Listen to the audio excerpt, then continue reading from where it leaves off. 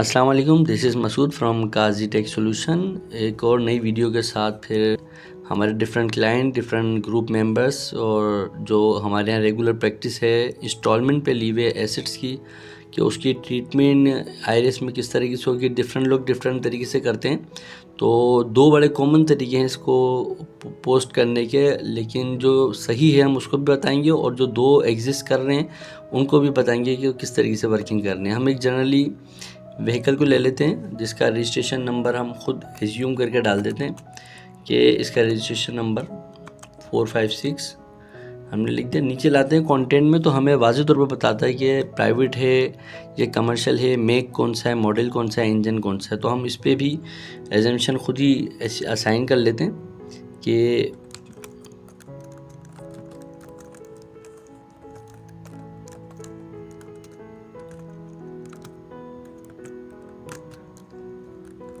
Private कर दिया। Spelling की मिस्टेक है लेकिन फिर भी चल जाएगा, कोई मसला नहीं है। ऑल्टो लिख देता हूँ मैं 660 और नीचे सुजुकी लिख देता हूँ।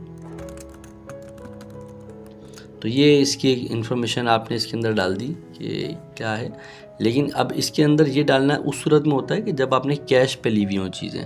तो ये कैश तो है नहीं, ये तो इंस्टॉलमेंट पे चाहिए। तो आपको अल्टीमेटली इसके अंदर डिस्क्रिप्शन डालनी पड़ेगी कि आपने ये जो व्हीकल ली है, जो गाड़ी ली है, इसकी टोटल कॉस्ट क्या है। तो वो हम यहाँ पे मेंशन करेंगे। किस तरह?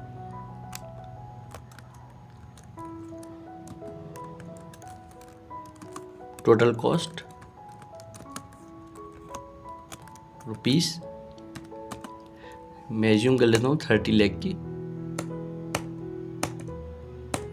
30 लाख की मैंने कर दिया इसको, यानी कि 3 मिलियन। अच्छा, 3 मिलियन करने के बाद यहाँ पे नहीं रोकना, मैंने यहाँ बताना है कि मेरी जो एडवांस है पेमेंट वो मैंने कितनी करी। एडवांस पेमेंट ये लिखना भी ज़रूरी है, क्योंकि हम जब हवा में चीज़ें छोड़ेंगे तो डेफिनेटली फिर वो हमारे पास एक नोटिस रेज होगा, तो उसकी भी जस्टिफिकेशन हमें देना थोड़ा मुश्किल हो जाती है। अब एडवांस पेमेंट मैंने लिख दिया कि 10 लाख यानी कि 1 मिलियन। ये मैंने 1 मिलियन लिख दिया इसका। ये अब हमारे पास जो बची 20 मिलियन की अमाउंट बची है जो हमें इंस्टॉलमेंट पे देनी है। तो हमें इंस्टॉलमेंट पे देने के लिहाज से लिखना है कि पर मंथ इंस्टॉलमेंट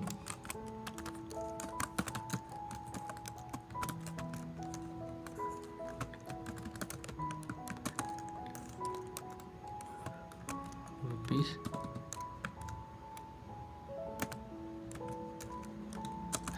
मैं एज्यूम कर लेता हूँ कि 1 लाख रुपए 100 की कर दिया मैंने इसकी इंस्टॉलमेंट। तो अब हमें अल्टीमेटली पता चल रहा है कि ये 20 मंथ का इंस्टॉलमेंट पैकेज बना हुआ पूरा, यानी कि 12 महीने बाद दोबारा फिर ये अलाइन होगा इसी तरीके से। अब ये टोटल हमारे पास डिटेल है। यहाँ पे एक फर्दर चीज़ जो ख़ास तौर पे मेंशन करनी है वो है डेट, कि कब ली है ये। आप लिख सकते हैं एग्रीमेंट डेट, या इस जो आपको डॉक्यूमेंट मिलेंगे उसके ऊपर जो डेट लिखी होगी, मैं इसका 1 अगस्त 2026 डाल देता हूँ। ये मैंने डाल दिया, सबमिट कर दिया। अब जब सबमिट कर रहा तो ये डिटेल यहाँ पर अवेलेबल आ रही है कि ये गाड़ी है और इसकी 3 मिलियन की कॉस्ट है। टोटल एडवांस पेमेंट इसकी मैंने 10 लाख करी है, 1 मिलियन, और पर मंथ इंस्टॉलमेंट जो है इसकी 1 लाख रुपीज़ है, और स्टार्टिंग हो रहा है 1/8/2026 से।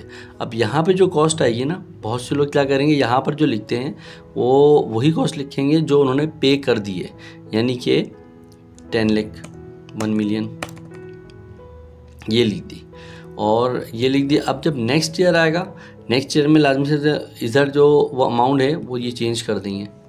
नेक्स्ट ईयर जब 12 महीने इसके अंदर गुजरेंगे, मैं एज्यूम कर रहा हूँ कि 12 महीने इसके अंदर गुजर गए, तो लाजमी से 12 इंस्टॉलमेंट पेड होंगे। तो 12 इंस्टॉलमेंट जब पेड होंगी तो ये अल्टीमेटली इसकी कॉस्ट 22 लाख रुपए हो जाएगी, क्योंकि 12 महीने की उसकी इंस्टॉलमेंट चलेगी। ये मैं एज्यूम कर रहा हूँ कि इस तरीके से इसकी वर्किंग होगी। तो 22 लाख होगी तो ऑटोमेटिकली इसको कैलकुलेट करेंगे तो उसकी कैलकुलेशन में वो अमाउंट आ जाएगी कि भाई ये 22 लाख की हम पे कर चुके और ये हमारे पास एक्चुअल स्टेटस आ गया। और जब हम 22 लाख यहाँ पर इंफॉर्मेशन के लिहाज से डालेंगे तो फिर हमें अल्टीमेटली यहाँ पर अमाउंट चेंज करनी पड़ेगी। इसके एडिट में जाके ये अमाउंट चेंज करनी पड़ेगी कि भाई इसमें से अब हमने एडवांस पेमेंट जो टोटल कर दिए 22 कर दिए। जब नेक्स्ट ईयर के अंदर हम जब जाएंगे, अगर 1 साल आपने गुजार दिया, जुलाई से कर लें अगर आप, ये मैंने तो अगस्त लिख दिया, लेकिन जुलाई से अगर एज्यूम करेंगे इसको तो फिर लाजमी सी मतलब 12 महीने हो जाएंगे और 12 महीने के बाद आपकी कॉस्ट ये 22 लाख आ जाएगी। रिमेनिंग जो इन्फॉर्मेशन है वो सेम यही रहेगी। आप इसको सबमिट कर दें। अब आपके पास क्या इन्फॉर्मेशन आ गई कि भाई आपने 3 मिलियन की जो ना गाड़ी ली थी और आपकी जो ना नेक्स्ट ईयर के अंदर ये अमाउंट 22 लाख ऑलरेडी एडवांस के तौर पे जा चुकी है, पेमेंट कर दिया आपने और इंस्टॉलमेंट की आपके वो 1 लाख चल रहा है। अब इसके साल के बाद आपकी अल्टीमेटली जब नेक्स्ट ईयर आएगा तो ये गाड़ी आपकी हो चुकी है। यहाँ पर आप 30 लिख देंगे, यानी 3 मिलियन लिख देंगे। आप 3 मिलियन लिखेंगे तो आपको फिर इन तमाम डिटेल लिखने की कोई ज़रूरत नहीं है। फिर ये सारा एसेट्स आपकी तरफ डिक्लेयर हो गया तो फिर ये एडवांस कॉस्ट टोटल ये सब चीज़ हटा देंगे और सिर्फ गाड़ी की इन्फॉर्मेशन रहने देंगे। ये चीज़ सारी हटा देंगे आप, क्योंकि दो ईयर्स के अंदर जो ना आपकी ये रिपोर्ट हो गया है जो सिचुएशन एग्जैक्ट थी। तो इस तरीके से एक तो ये फॉर्मेलिटी है जो कॉमनली हमारे एग्जिस्ट करती है कि भाई ये इस तरीके से इसकी फॉर्मेलिटीज़ होंगी इंस्टॉल। सेकंड ऑप्शन जो है जिसके लिए हम बड़ा कॉमनली देखते हैं कि इसको किस तरह फॉलो करना है बड़ा में, और वो एक्चुअल करना भी वैसे चाहिए। जो सेकंड हम अब करने जा रहे हैं, जो अप्लाई करने जा रहे हैं, उसके अंदर चाहे हम बड़ी जल्दी इसकी तरफ डाइवर्ट होंगे। वजह उसकी है कि डिटेल ऑलरेडी मेंशन है और टोटल कॉस्ट हमने 30 मिलियन की यहाँ लिख दी है। जब 30 मिलियन की यहाँ कॉस्ट लिख दी और हमें पता है कि हमने एक्चुअल के अंदर वहाँ 1 मिलियन एडवांस दिया है और 1 मिलियन एडवांस देने के बाद 20 मिलियन रिमेनिंग है। अब जब जो 20 मिलियन रिमेनिंग है ना वो लाइबिलिटी है आपकी, वो एक्चुअल में आपकी लाइबिलिटी है, वो आपको पे करनी है। तो पे करने वाली लाइबिलिटी के पोर्शन में आ जाएंगे हम। यहाँ पे ये लिखा हुआ है, यहाँ पे देखिए ना ये ऑप्शन आ जाएगा। अच्छा, यहाँ NTN डेफिनेटली जहाँ से जिस शोरूम से ले रहे हैं, जिससे ले रहे हैं उसका NTN यहाँ पे लिखेंगे। यहाँ पे हम होगा या लाइन होगा। ऊपर आप देखेंगे तो क्रेडिट नॉन बिजनेस का advance, borrowing, credit, deposit, loan, mortgage, ये सारी चीज़ें लिखी हुई हैं। अच्छा, इसमें CNIC नंबर है और NTN नंबर है और ये एज्यूम कर लेते हैं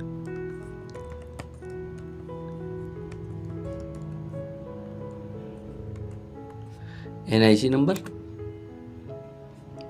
और NIC नंबर डालने के बाद आप देख रहे हैं कि ये मेरा नाम अपेयर ऑटोमेटिकली हो गया NIC से। इसी तरीके से जब NTN किसी शोरूम का डालेंगे जहाँ से आपने गाड़ी ली है, लीज़ के ऊपर लिए है, वहाँ की डालेंगे तो जब NTN वहाँ का डालेंगे तो ऑटोमेटिकली उसका नाम यहाँ पे आ जाएगा, जिस तरीके से यहाँ पर मेरा नाम आ रहा है। और यहाँ पे अब अमाउंट जो बाकी है हमारी 2 मिलियन है।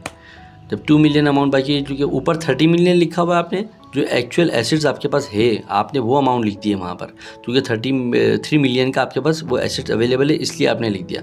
हाँ, आप उसके ऊपर जो लाइबिलिटी है वो आप यहाँ पे 2 मिलियन के तौर पे यहाँ पे लिख देंगे। इसको आप सेव कर देंगे। जैसे जैसे आपका ईयर क्लोज होगा, मिसाल के तौर पे अब आपने उधर पेमेंट कर दिए कि 12 लाख की मैं पेमेंट कर चुका हूँ 1 साल बाद, तो आपने कुछ नहीं करना। वो अमाउंट वहाँ पे 30 मिलियन की जो हम ऊपर जाएंगे वो यहाँ लिखी रहेगी, ये वाली ये अमाउंट यहाँ लिखी रहेगी जिस तरीके से, क्योंकि एसेट्स आपके पास एग्जिस्ट कर रहा है इस वजह से। तो लाइबिलिटी में यहाँ पे आपके कम हो जाएंगे, 12 लाख खत्म हो जाएंगे तो बचे 8 लाख। 8 लाख यहाँ पे इसको आप अपडेटेड कर देंगे और इसको कैलकुलेट कर लेंगे। जब कैलकुलेट करेंगे ऑटोमेटिकली यहाँ पे आपके 8 लाख आ जाएगा और आपके जो कैश है जिससे पेमेंट हो चुकी है वो ऑटोमेटिकली वहाँ से डेटा लेस हो जाएगा आपका इनफ्लोज में से अमाउंट टोटल, क्योंकि वो ऑलरेडी पेड हो रहा है आपके पास। तो लाइबिलिटी आपकी कम हो रही है तो इसका मतलब है कैश आपके पास सही है ना, तो पेमेंट आपने करी है कुछ ना कुछ, तभी ये डिटेल यहाँ पर ये लिखी हुई आ रही है इस तरीके से। तो ये एक प्रोसेस था जो बड़ा आसान था और इसको एक्चुअल में फॉलो करना चाहिए, जिसमें हम टोटल कॉस्ट यहाँ डाल देते हैं। उसकी वजह ये होती है कि एसेट्स हमारे पास आ गया है। जब एसेट्स हमारे पास आ गया है तो लाजमी सी बात है उसको हम उसी तरह ट्रीट करेंगे जिस तरह ट्रीट करना चाहिए। और अगर उससे नेक्स्ट ईयर में जाएंगे तो ये 8 लाख भी ख़त्म हो जाएंगे, तो ये एग्जिस्ट रहेगी। ये हमारी आज की वीडियो थी। काजी टेक सोल्यूशन को सब्सक्राइब करते रहिए, हमारे यूट्यूब चैनल को सब्सक्राइब करिए, हमारे सोशल मीडिया नेटवर्क पे हमें फॉलो करिए और इसी तरह की मुफीद और मालूमाती वीडियोस को देखने के लिए शेयर भी करते रहिए। अस्सलाम वालेकुम रहमतुल्लाह।